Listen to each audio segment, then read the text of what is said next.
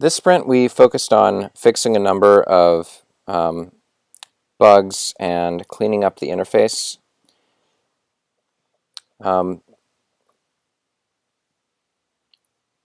If we look at the thumbnail view here, you can see we've given it a bit more of some indications, so it's now some indication of user input. So we have hover events put into that now, and the biggest change that we've made in terms of the interface is adding these extra panels to the layout controls that we showed last sprint.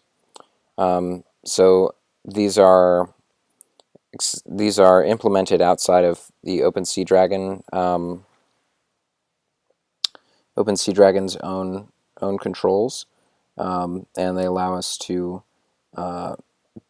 do everything that we can normally do with special input devices like a scroll wheel on a mouse and so on, or a trackpad on a laptop.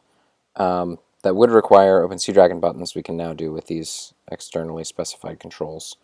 That allows us to overlay them on the canvas like this.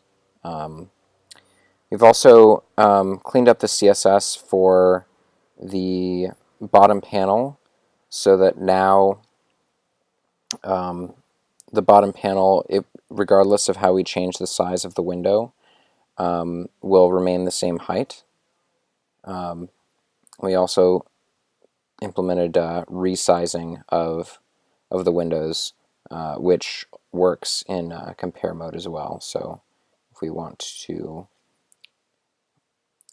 add a couple of different objects, navigate to parts of them, if we change the window size, these relative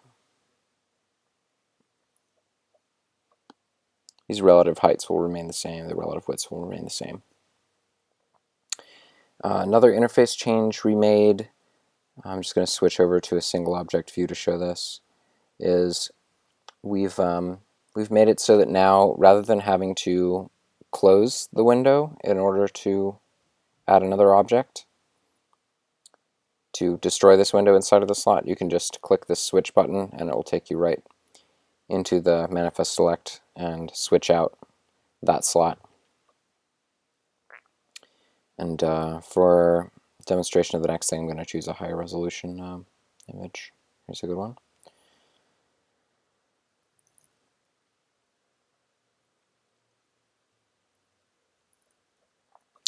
The last big thing, and I hope that this will work on screen sharing, but it might not, is that in full screen mode we now have the overlay controls adjusting to the lack of the bottom panel. We removed the bottom panel controls, and this allows us to go into full screen mode and use the entire screen to look at our object.